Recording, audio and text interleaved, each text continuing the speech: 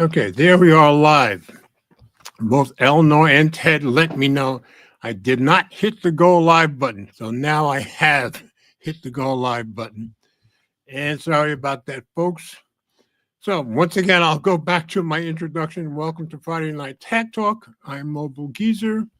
And you know that if you're on my YouTube channel, but you can also follow me on Facebook on my Mobile Geezer ID and George Hayes ID, simulcast on all three.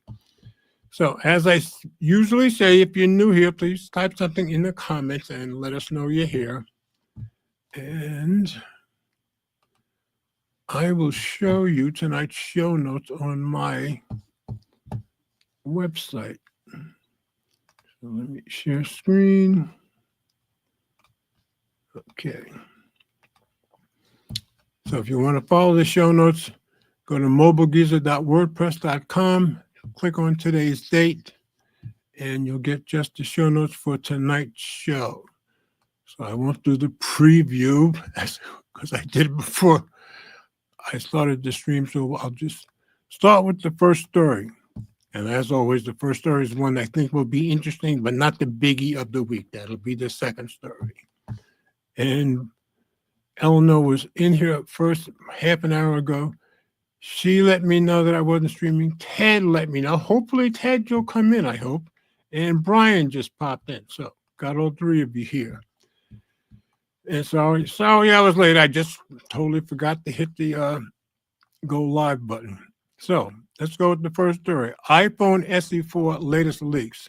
This was on Phone Arena from yesterday. iPhone SE4 leaked images give a clear view of its new look by Sveta Ermankova, who writes a lot of their articles. And I'm not going to drop it and read a view because I found out yesterday we lose some of the photos. So I'll let the ads stay up and we'll just go over it.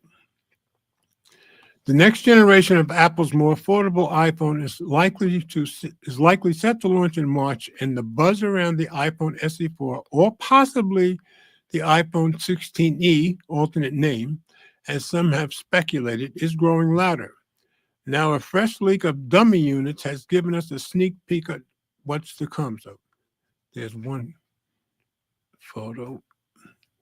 The same tipster who previously shared a leak about a case for the iPhone SE4 is now revealing details about the design updates coming with the new model, confirming earlier rumors.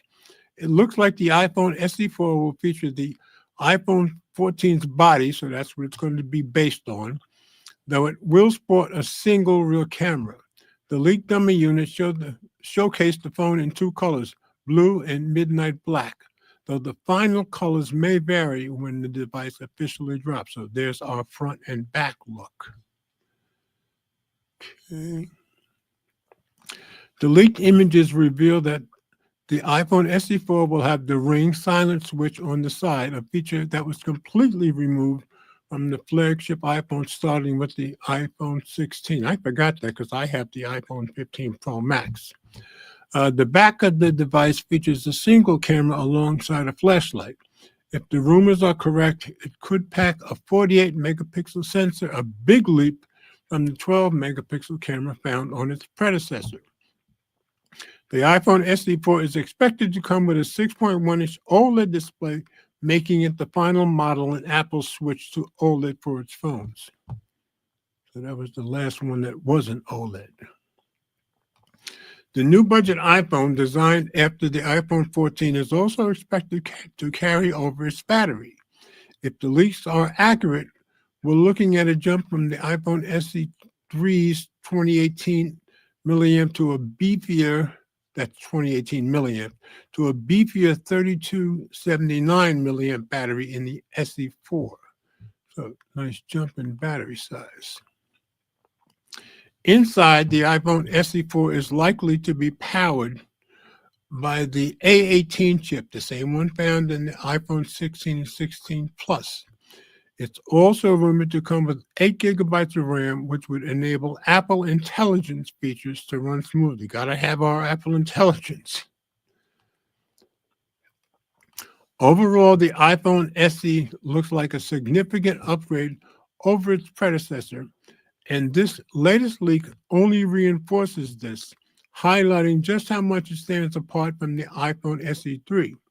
But the iPhone 14 sleek design, I think it certainly has more appeal. But as you might expect, these upgrades likely come with a price bump. Rumors are pointing to a price tag around $500. However, this pricing still keeps it in line with other models in its category, such as the Pixel 8a and the newly launched OnePlus 13R. Yet, how the iPhone SE4 will measure up against them remains unclear until we've had a chance to test it ourselves. So we'll be waiting until March to find out about that. So that was a good story to start out with. So people are waiting for that more affordable iPhone. Okay. And now that you guys have let me get the show started properly, I'm kind of hoping Ted drops in, but of course, you never know whether Ted's home or not. He's out in Dallas. So I'm going to the next story, and of course, it's going to be the big thing of the week, as you would expect, and it's TikTok. I've got 3 stories in a row here. I found this on The Verge yesterday. Biden hands off final TikTok decision to Trump. So I found this on The Verge, so let's go take a look. This came out yesterday also. Biden punts the TikTok ban to Trump. It still doesn't necessarily mean anything will change in how App Store operators or TikTok itself approach Sunday's deadline. And this was written by Lauren Feener. And like I said, it was written yesterday. And today we did get the final word from the Supreme Court, and they have upheld the ban. So the ban is still in place. So according to this, I guess Trump could still do something about it between now and Sunday, which is when it goes into effect. Let's drop it into Reader View and read this. The Biden administration says it will leave it to incoming President Donald Trump to figure out how to deal with the mess of the TikTok ban, ABC News reports. And this is the Biden administration talking. Our position on this has been clear. TikTok should continue to operate under American ownership, a White House official told ABC News. Given the timing of when it goes into effect over a holiday weekend, this weekend, a day before inauguration, it will be up to the next administration to implement it. They still think Trump can do something, I guess. But don't get too excited just yet. Even though Trump has offered vague promises to save TikTok, there's still not much he can do to eliminate the huge monetary risk companies like Apple and Google could face so long as the law is on the books.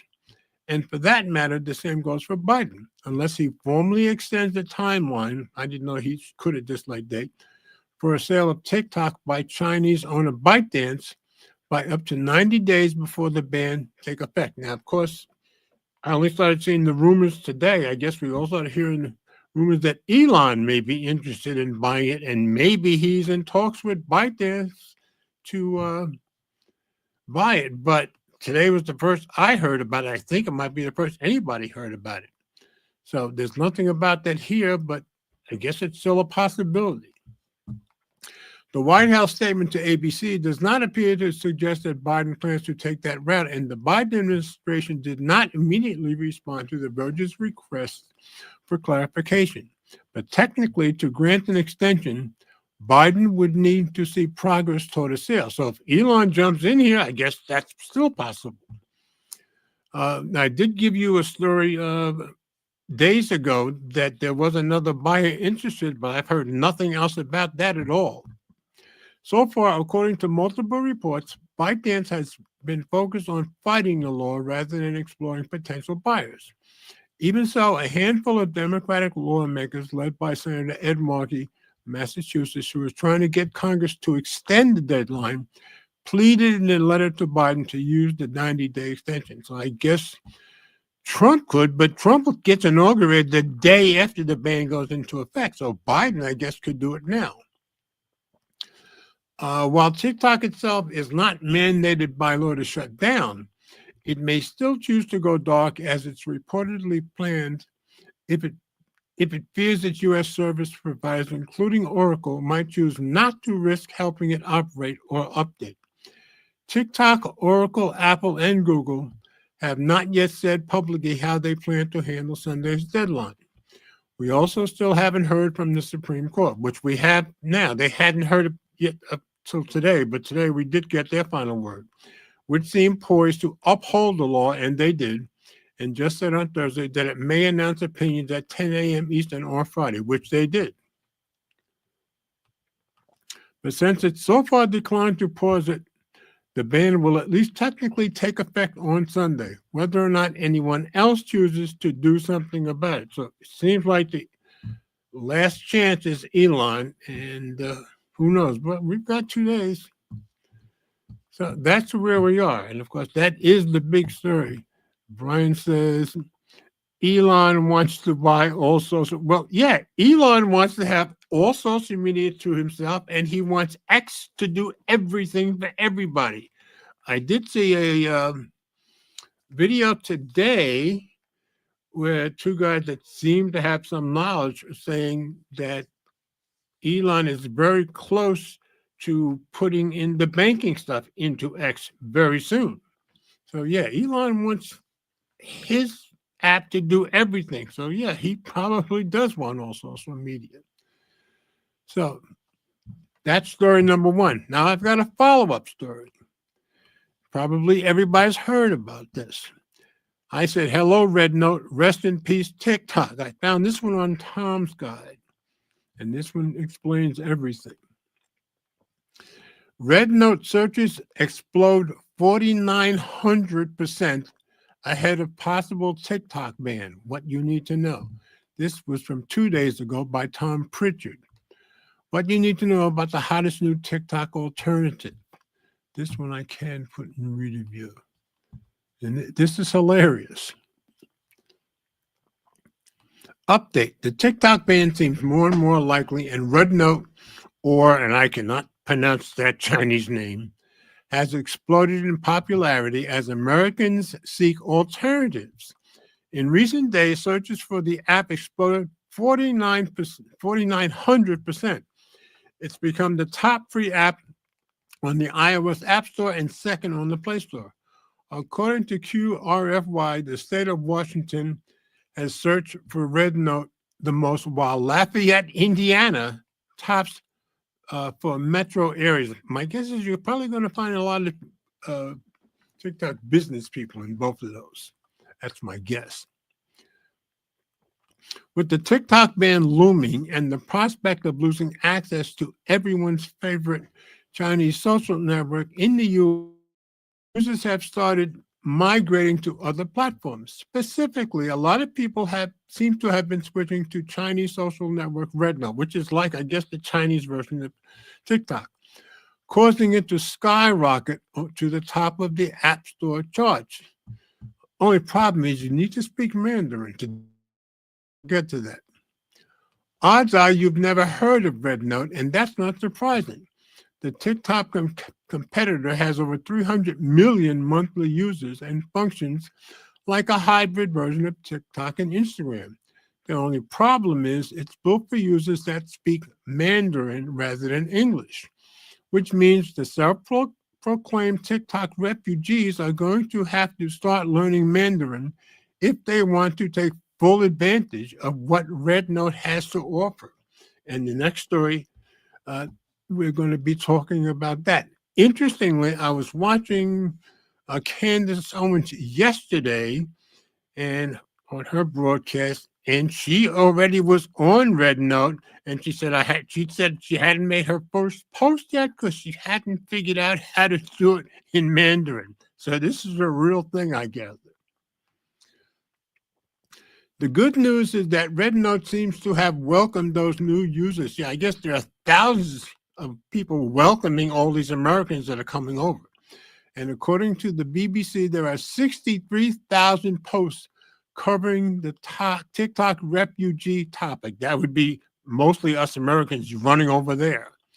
This is a place for new users to learn about the app and figure out how to navigate the Chinese language interface. So I gather there's lots of people over there who help.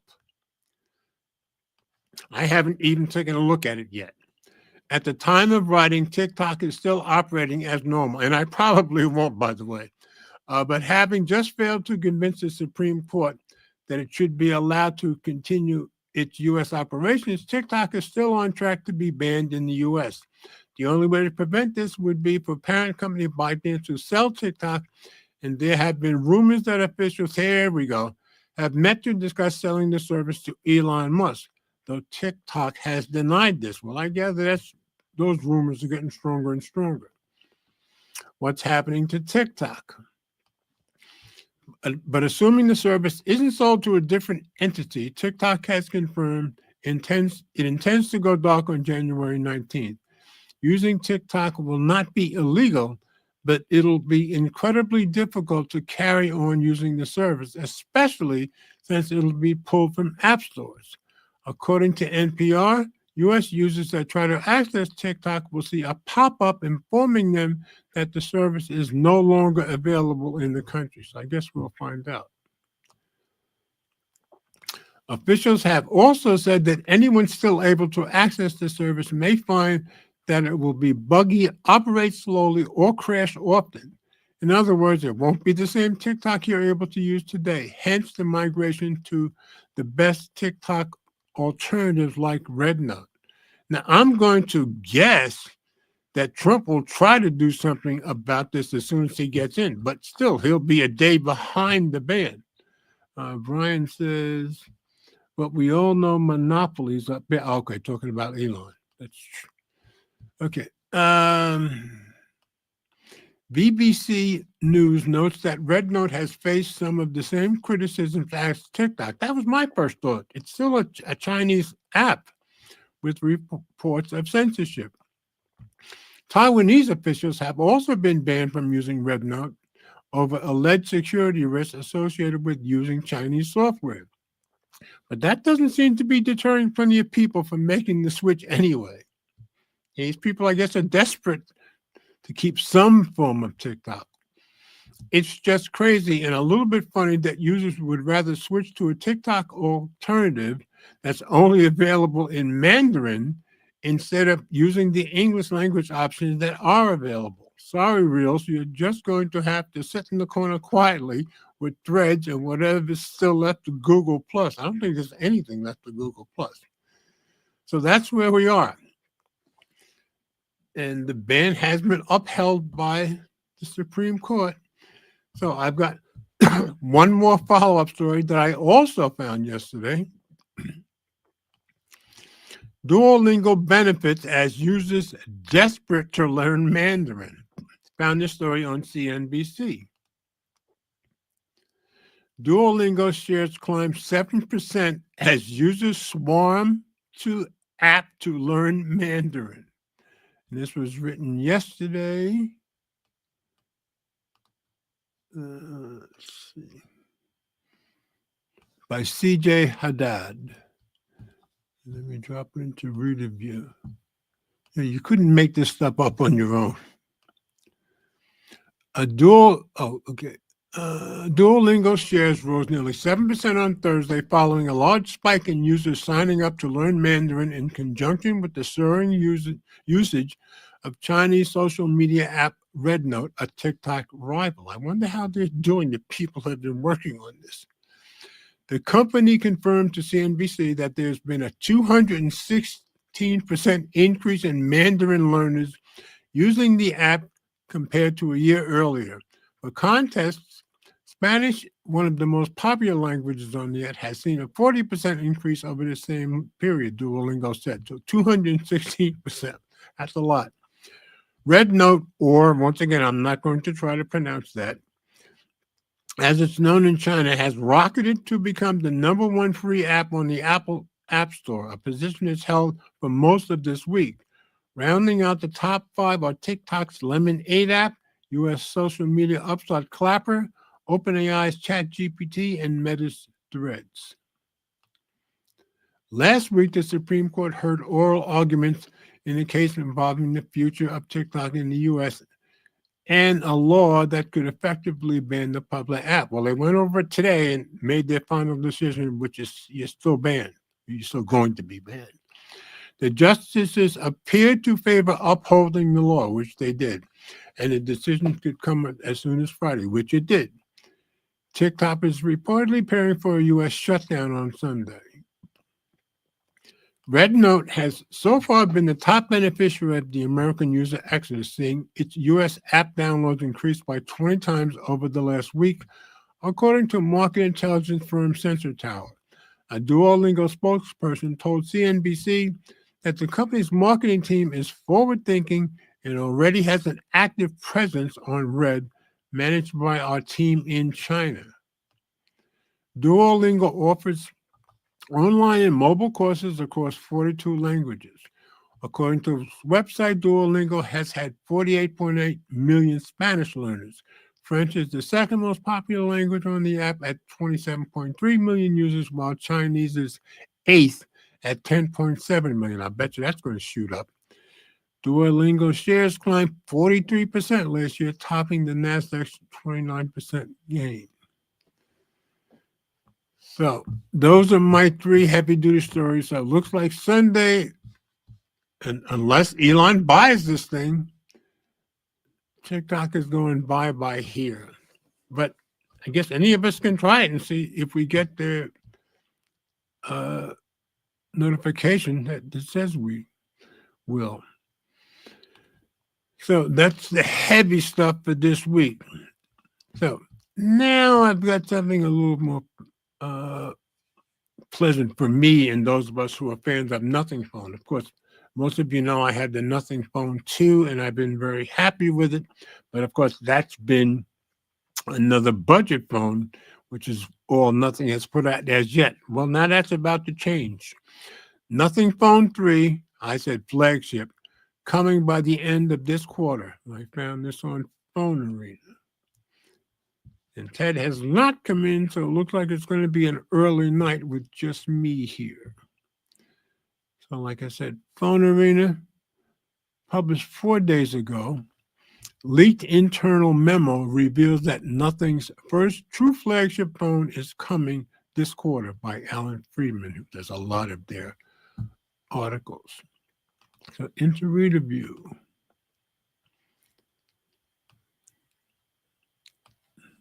The phones released by Nothing up to now have all been mid-range models, but that is apparently going to change with the Nothing Phone 3.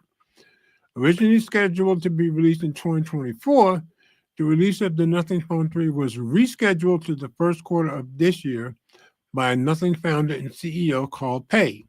Apparently, Nothing needed more time to develop the AI features that the new handset will include.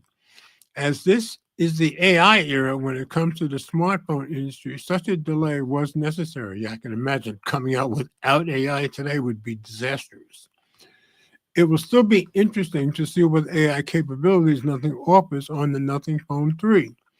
Even more exciting, the device will be the brand's first true flagship phone, and none other than Carl Pei is letting the cat out of the bag. A leaked internal memo written by Pei to Nothing employees was posted on X by Hall of Fame leaker and one of the few truly deserving of the leaker title, Evan Blast. Yeah, Evan's like the #1 leaker in the world. In Pei's memo, the CEI explicitly calls the Nothing Phone 3 a flagship phone. While he doesn't reveal any specs, he does write that the phone will include breakthrough innovations in user interface and will be Nothing's first step towards an AI-powered platform. The executive also revealed that even though the Nothing Ear 1 was the first product released by the company, yeah, that was their earbuds were the first thing they ever released. From the beginning, we knew our key focus had to be on the most widely used product in the world, the smartphone.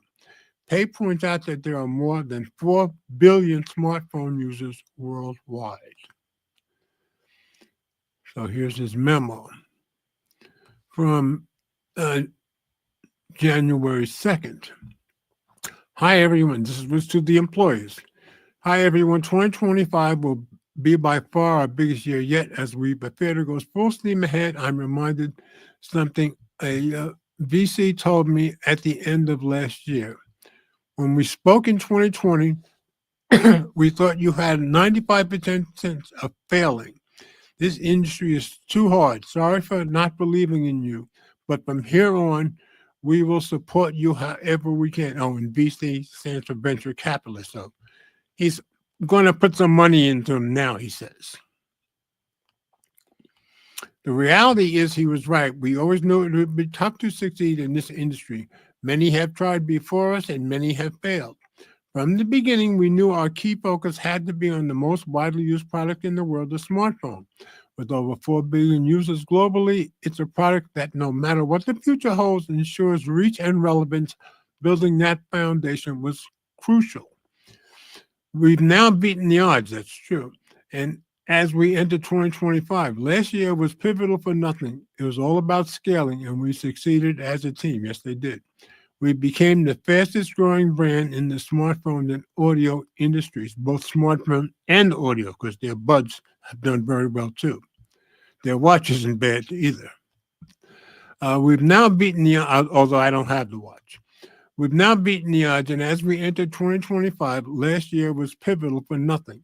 It was all about scaling, and we succeeded as a team. We became the fastest growing brand in the smart. Oh, I read that right. The growth has fueled even bigger ambitions for 2025. We've strengthened our product capabilities, including expanding our camera and software teams by almost 50%, setting the stage for even better products and greater innovation.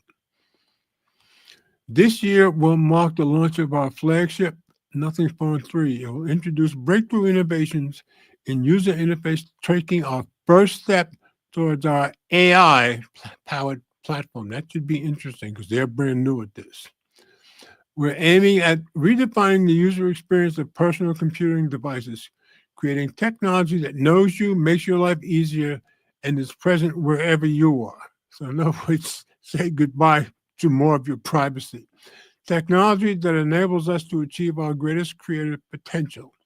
None of this would have been possible without your unwavering commitment, creativity, and belief in our mission. Thank you for helping us turn doubt into confidence and ambition into reality. Here's to making 2025 our most remarkable year yet. First up in Q1, we have a landmark smartphone launch that the world will be very excited to see. So Q1, so by the end of March, I guess it's coming. Let me finish this up. The leak memo includes an anecdote from Carl Pei about a venture capitalist who didn't put any money into nothing back in 2020 because he felt the odds of the, and we've read all that, but I guess now they have put some money in. Later apologized for not believing in the firm and said, from here on, we will support you however we can. So, cool. So we saw the rest of the letter. One area where the Nothing Phone 3 being a flagship will certainly use a top-of-the-line component is under the hood where we might find the Snapdragon 8 Elite chipset, I would hope. There had been some speculation that the phone would use last year's Snapdragon 8 Gen 3, but this is the moment where Carl Pei is telling Nothing employees that they are not in Kansas anymore, and if Nothing is committing itself to building a proper flagship phone, it will need to include proper flagship components. So they need that Snapdragon Elite. Can Nothing compete in the rough and tumble world of premium smartphone manufacturing? Well, they started out in the budget pretty well. One only needs to look at the latest models put out by the previous company, co-founded by Carl Pei. The highly spec OnePlus 13, which I'm still waiting for mine, could very well be the 2025 Android phone of the year.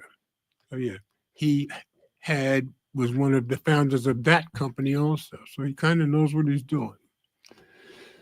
So let's see. Brian says the Nothing Phone 2 used a year-old flagship processor. That's true, but I love that phone and I still use it. Do people still classify this as a mid-range device? I do. Yes. As far as I know, everybody classifies it. I guess I shouldn't call it a budget device, but it's certainly a mid-range device. And thank you, as always, Brian. You're so faithful. I appreciate it. Okay. So that's kind of exciting for those of us who like our nothing phone. Not guaranteeing you that I'm going to get it, but I could see myself trading in the Nothing Phone 2 for the 3 if this is going to be their first flagship, depending how high they price it. I'm not promising anything. So, and just interesting, I just ran into this story. GM forbidden to sell customer data for 5 years. This was on The Verge. Wait, it's big. Oh, Big House. Glad you're here, brother. Uh, he said, "No, please don't use that design." Nothing. I like the design. I, I ever since I got the phone, I've had it. I guess about a year now, or close to a year. It grows on you. Now he says hello to everybody. Glad you're here, brother. All right, General Motors. Let's go to the Verge story. GM banned from selling your driving data for 5 years. I'm glad they got caught. The order comes after GM was caught selling customer data to third-party data brokers and insurance companies without consent. This was written by Andrew J. Hawkins yesterday. Oh, so now he comes in. Are you there? Yep. I'm down to my last two stories. Have you been following? Yep. Okay, so you want to read this GM story? Sure. Okay, all right. I've got it pulled up. I'm going to drop it into read a view and let you take over. I could. And I'm so glad General Motors got caught. So go ahead whenever you're ready. Yeah. GM banned from selling your driving data for 5 years. It really should be a lifetime, but okay. I would think so too. Or 10, or at least like 10 years or something, to 5 years, and then they could go back to selling data. I don't understand. By Andrew Hawkins, transportation editor with 10 years of experience who covers EVs, public transportation, aviation. Okay. General Motors and its subsidiary OnStar, I did not know they owned OnStar, are banned from selling customer geolocation and driving behavior data for 5 years. Yeah, that's good. Settlement comes after the New York Times investigation found that GM had been collecting micro details. What's the difference between micro details and metadata? There's a big difference. I think micro details would be personal stuff, and metadata is everything. Okay. About its customers driving Oh, okay. I see what you mean by personal. Including acceleration, braking, and trip length, and then selling it to. Oh my gosh. Oh, it gets worse. Where do you see the next sentence? And then third-party data brokers like LexisNexis and Verisk. Clueless vehicle owners, scroll up a bit, were then left wondering why their insurance premiums were going up. Nice, right? For example, one consumer told a GM customer service rep that when I signed up for this, it was so OnStar could track me. They said nothing about it, reporting it to a third party. You guys are affecting our bottom line. I pay you, now you're making me pay more to my insurance company. I pay you. FTC accused GM of using misleading enrollment process to get vehicle owners to sign up for its OnStar connected vehicle service and smart driver feature. The automaker failed to disclose to customers that it was collecting their data, nor did GM seek out their consent to sell to third parties. After the Times exposed the practice, GM said it was discontinuing its OnStar smart driver program. GM monitored and sold people's precise geolocation data and driver behavior information, sometimes as every 3 seconds. Right. FTC Chair Ina Khan said in a new statement, with this action, the FTC is safeguarding Americans' privacy and protecting people from unchecked surveillance. The settlement also requires GM to obtain consent from consumers before collecting their driving behavior data and allow them to request and delete their data if they choose. GM said in an unsigned statement that it was committed to customer privacy. Class action lawsuit. Yeah, I agree. I'm glad they nailed them though. And you see, what's her name? Lena Khan. She's on her way out as the head. I'm hoping she at least stays in the FTC. But I thought she was a great chair, and I'm glad she got this done before she is on her way out. I guess she'll be out next week. Oh yeah, we just got the email. Apparently, Daryl or whatever his name is, he's just on his way out too from head of the Department of Treasury, commissioner. Oh, okay. Okay. It's going to be out on Monday, so it's going to be the Yep. changing of the guard. That's going to happen this Monday. Ugh. Okay, so you heard the stories about TikTok, right? Ted? Have I lost you? I think we might have lost Ted. Still Yeah. showing that he's. Oh, there I'm you here. are. Okay, I said you heard the stories I did about TikTok, didn't you? Yeah, the Supreme Court upheld the ban, but Trump and the guy CEO is working it out. So do you think Elon's going to buy it by Sunday? Is Elon going to buy them? Oh. I mean, I didn't even know he was talking to them until today. But it seems like today it came out. Everybody found out that he's been talking to ByteDance about buying them. At least that's Nice. the rumor. But I thought you'd be very happy, except that they're all jumping over to Red Note because they're so desperate to have something, even if they have to learn Mandarin. Yeah, I heard about that this week. That they're jumping over to Red Note or Jiangsu or whatever the Chinese name is. I don't know how to pronounce it in Chinese. Yeah, Candace was on there yesterday, and I was listening to her while I was driving, and she said she hadn't been able to put up her first post yet because she hadn't learned enough Mandarin, but she said she was going to. That was the first I heard about it. So interesting. And this is like Yeah. a strict Chinese app. Like, how did they find it? Like, why this app out of anything? Yeah, and to me, the first thing I thought of was it's still a Chinese app, so what's the difference?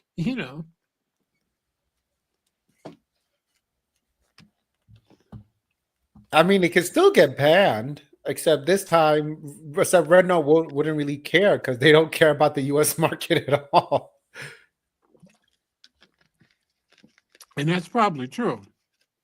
Anyway, it's just very interesting stuff. But I thought you'd be happy because you are insistent that we needed to ban them, right?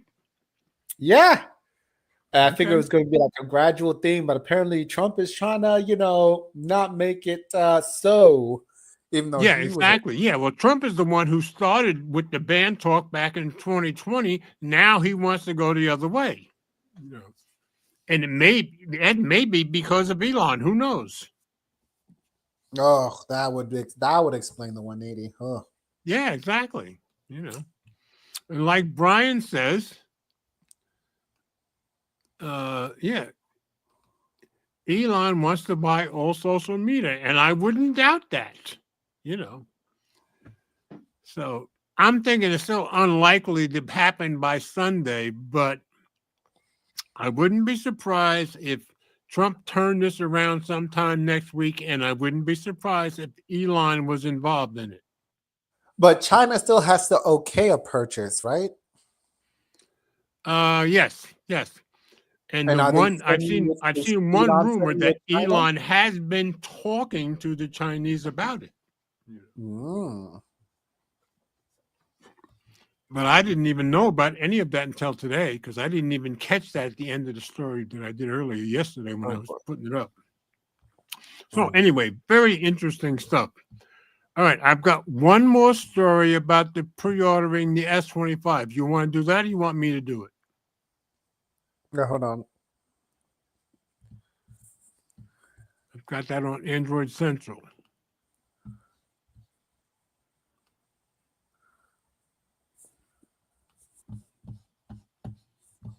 You got it? do that one, please. Yeah. All right, I'll got it. All right, I'll take care of it. All right. So I found this on Android Central. Samsung tipped to deliver Galaxy S25 models by February 3rd. That's pretty good for those who pre-order, which that won't include me. Written by Vishnu Sarangapurkar. Sarangapaka, not bad, George. The regular sales of the Trio are expected to begin by Friday, February 9th, according to a new leak. So if you pre-ordered, according to this, they're going to be out there by February 3rd. Don't get too excited in the U.S. yet, but you'll see what I mean. I think that's going to be mostly India, but maybe they mean everybody. Let me drop it into reader view. I just thought it'd be exciting for those who have pre-ordered. The debut of the Samsung Galaxy S25 series is merely a week away. Ahead of the release, we have already started seeing leaked official teasers, and the new leak now indicates that the device's sales and availability in the Indian market. The leak comes from Ishan Agarwal, and we've seen stuff from him before on X, where the tipster has shared via Sam Mobile the availability of the Galaxy S25 series in the Indian market.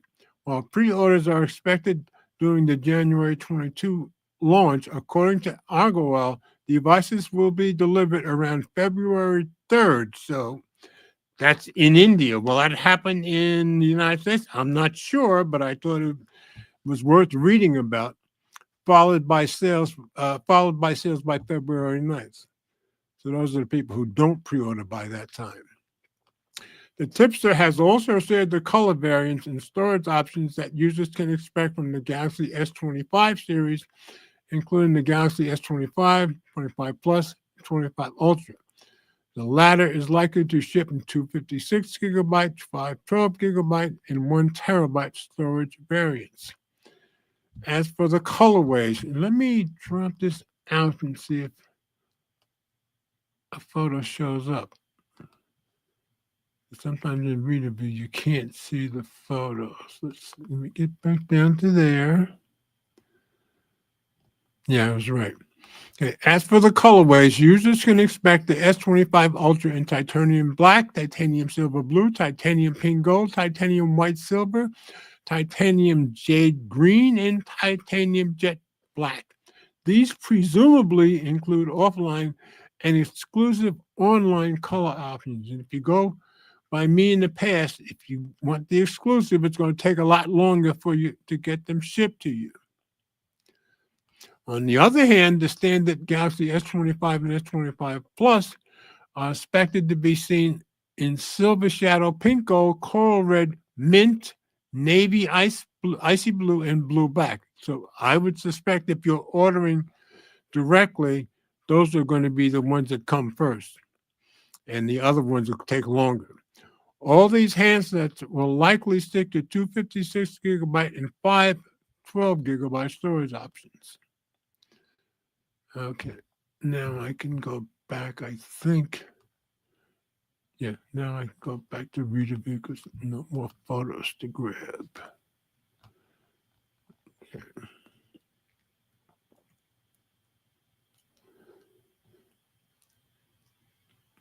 Meanwhile, as we near the launch, a recent leak has revealed every spec of all three Galaxy S25 models.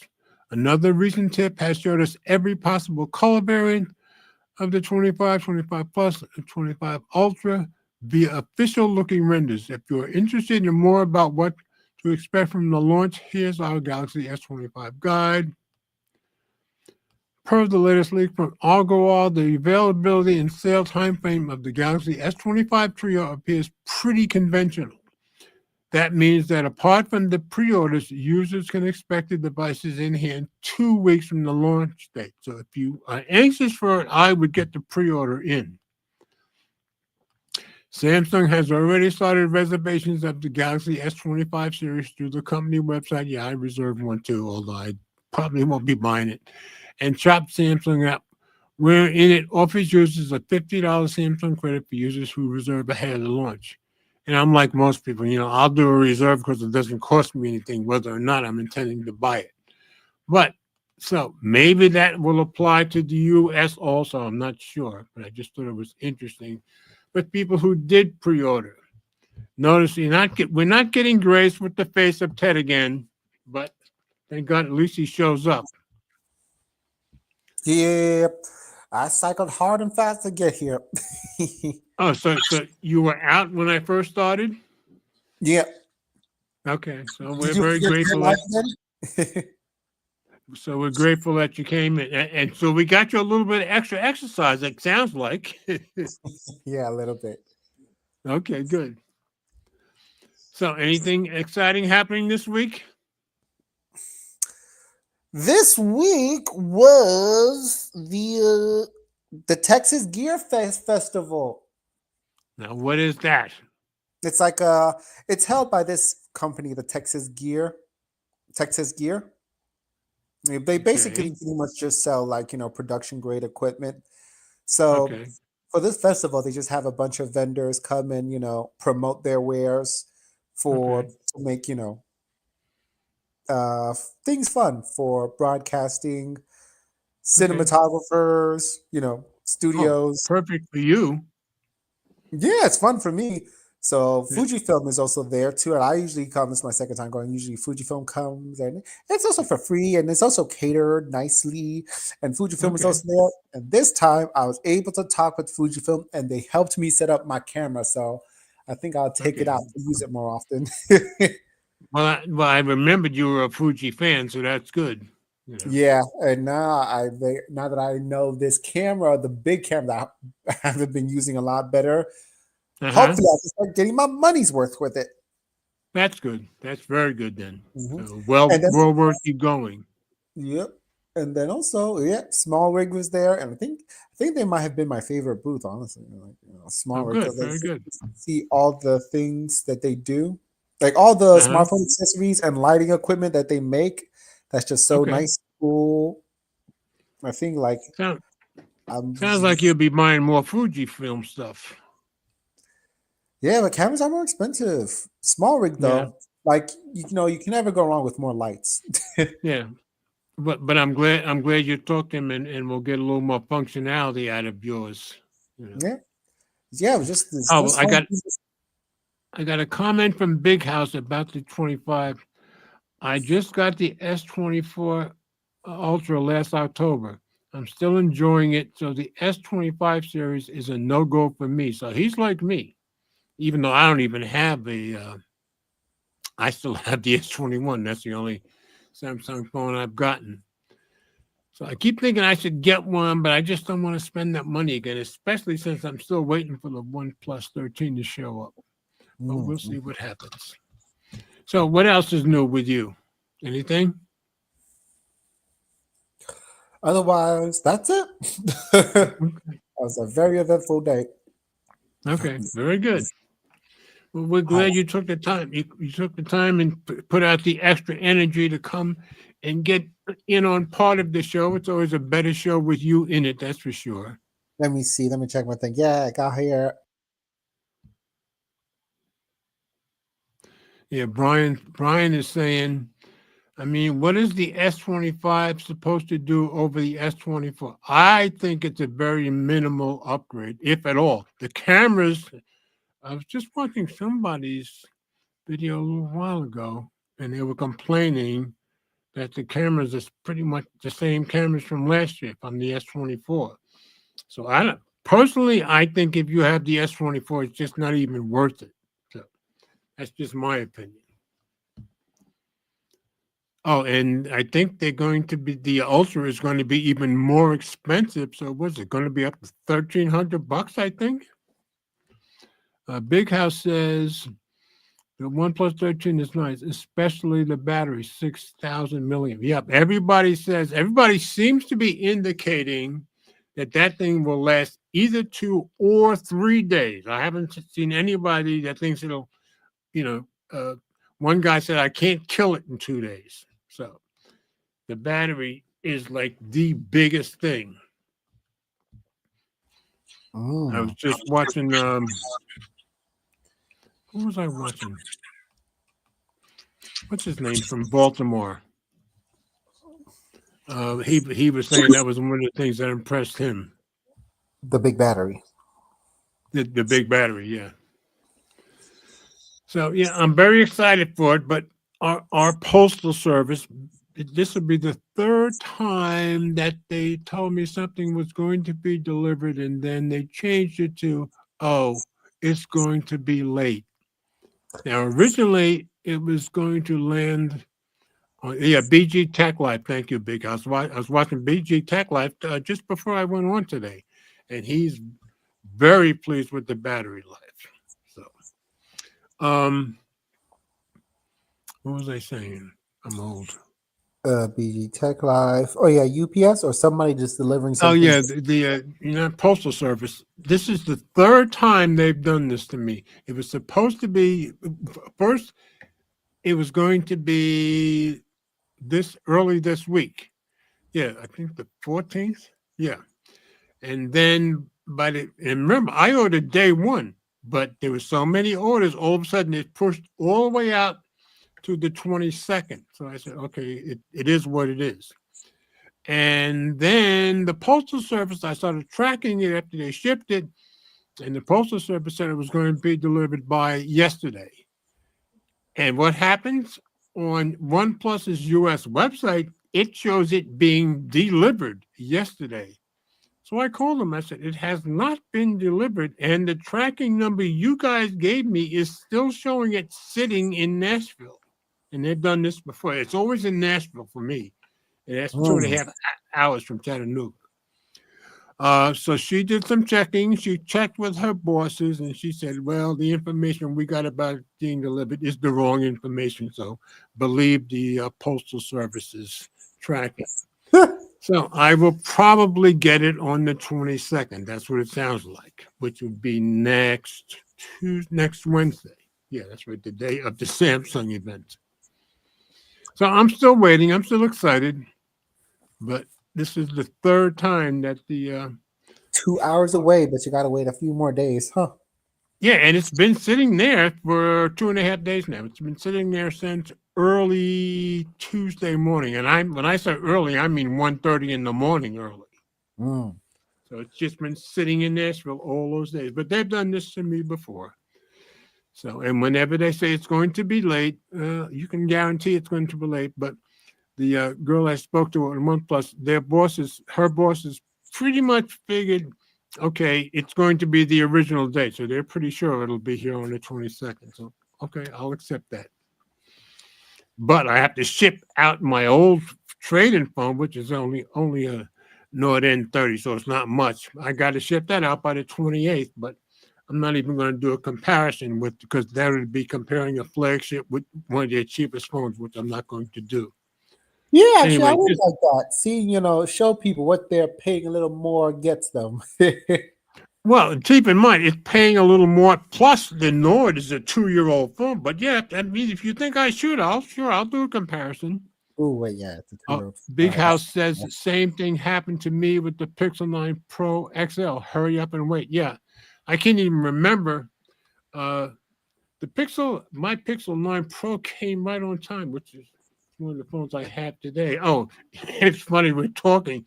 I happened to take two. I always take two phones to work with me. Pixel 9 Pro was the main one, and the OnePlus Open was the backup phone today. So just happened to be talking about those two. But anyway, yeah, it's hurry up and wait. And it's never with anybody except the Postal Service does this to me. This doesn't happen with UPS. This does not happen with FedEx. So, but, bureaucrats. But other than that, I'm good. So, anything else to talk about, Ted? No, nothing. Well, we're very glad you got here. Thanks for putting in the extra hard biking to get here on time and take part. RPMs. Exactly. So, Big House, thanks very much. Brian, as always, thanks very much. I'm glad Eleanor was here. I think that's everybody. Yep.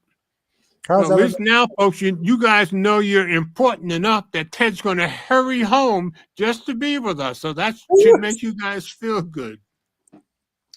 So be back next week. Hopefully we'll get lucky again and have to. Oh, and Mike was going to try to be on this week's show, but he did tell me 2 days ago, no, he's going to have to go door dashing. but he did say he's going to try to make sure he puts aside time next week. So let's hope he's here along with Ted next week. And Big House, okay. You have a great weekend, sir. All of you guys have a great week. Brian, Eleanor, and please keep up the prayers for Eleanor. She's not quite out of the woods yet. She's still feeling a little down in the dumps. So please keep up the prayers. And we will see you guys next week. I hope everybody has a very blessed weekend. And let's always remember we all do better when we love each other. See you, folks. Night.